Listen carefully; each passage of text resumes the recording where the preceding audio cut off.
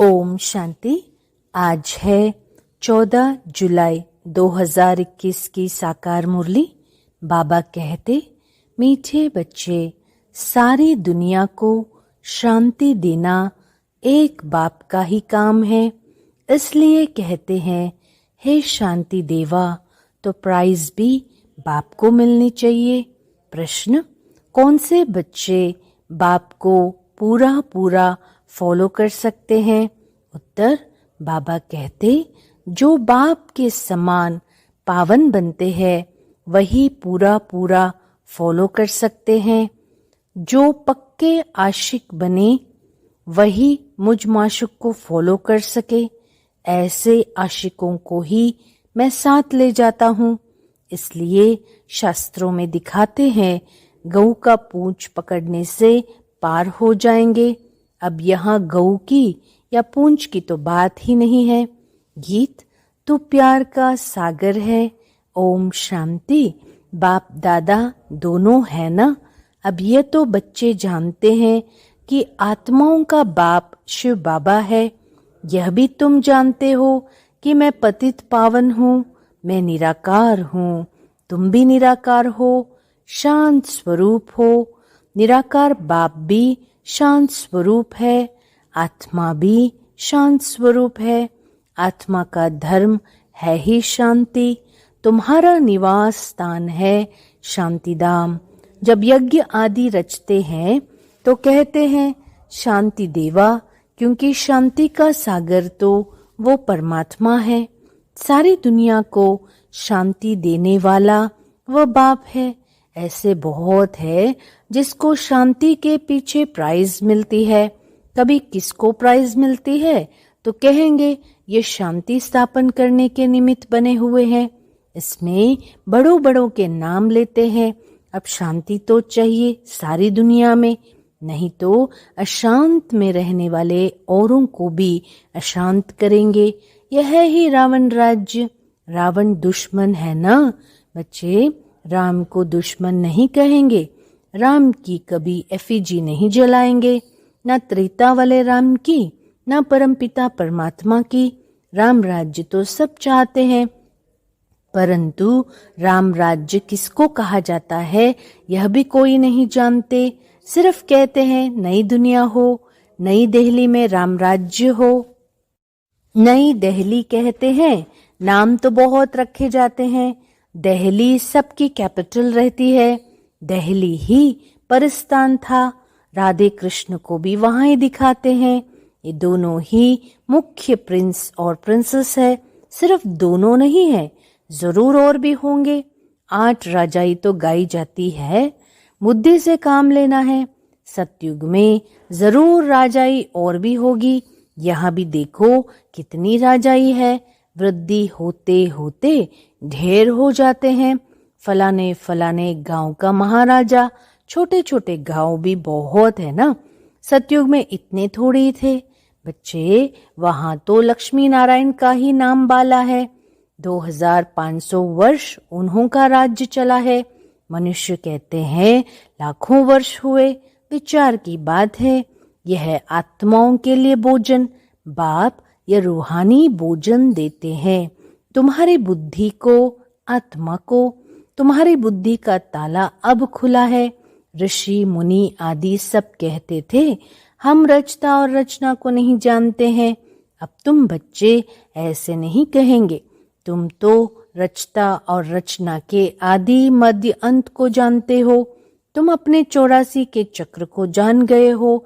आदि में तुम देवी देवता थे, फिर मध्य में रावण की प्रविष्टता होने से विकारी बन गए हैं।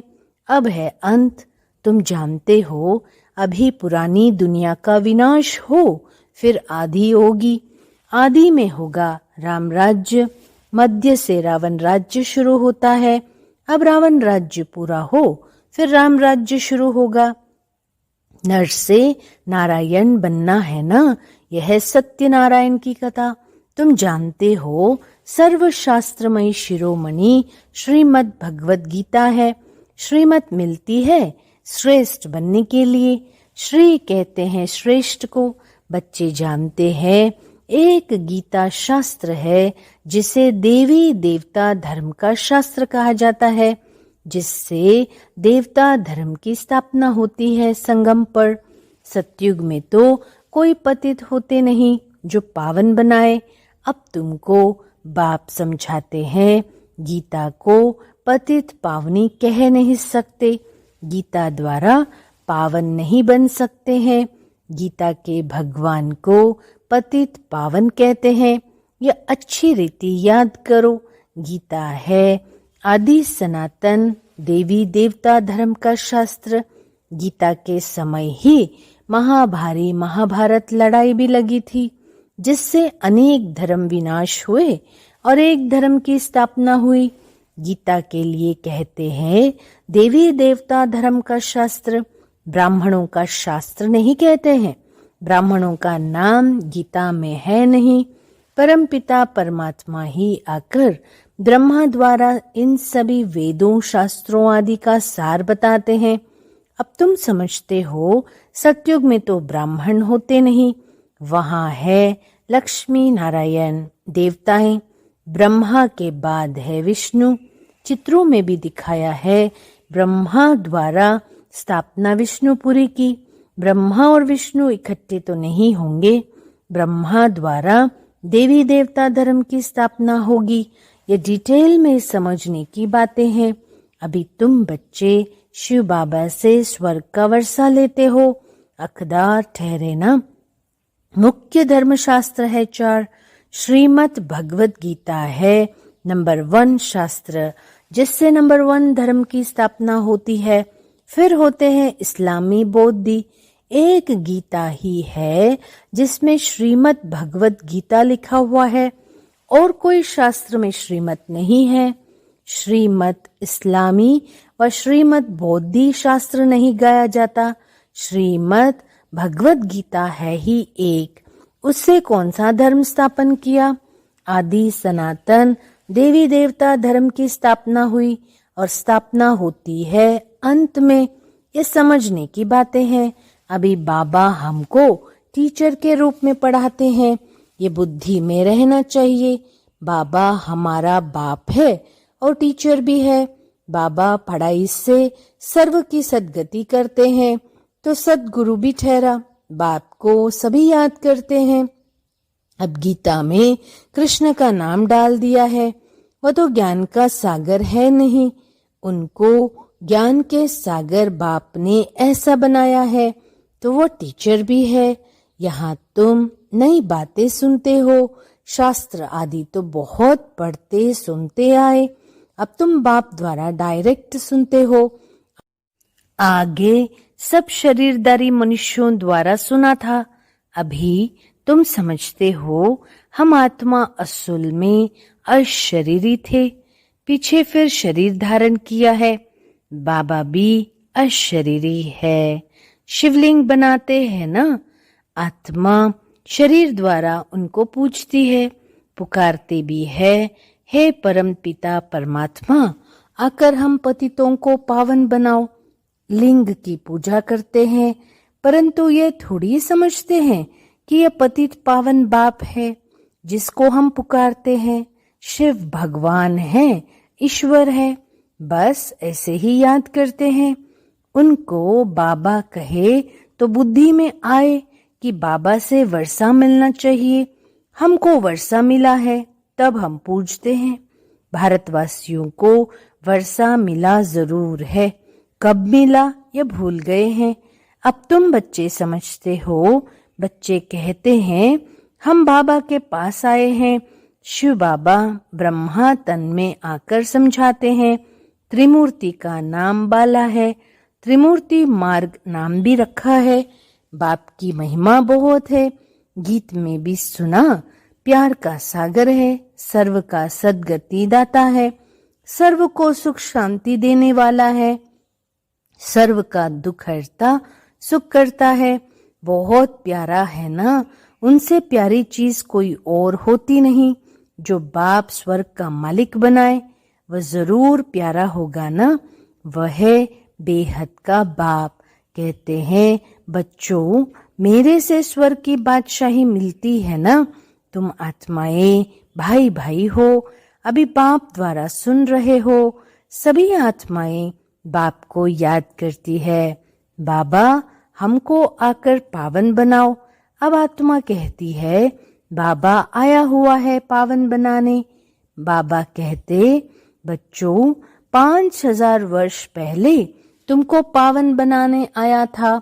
अब मुझ बाप को याद करो तो तुम्हारे विकर्म विनाश होंगे और तुम्हारे सब दुख दूर हो जाएंगे।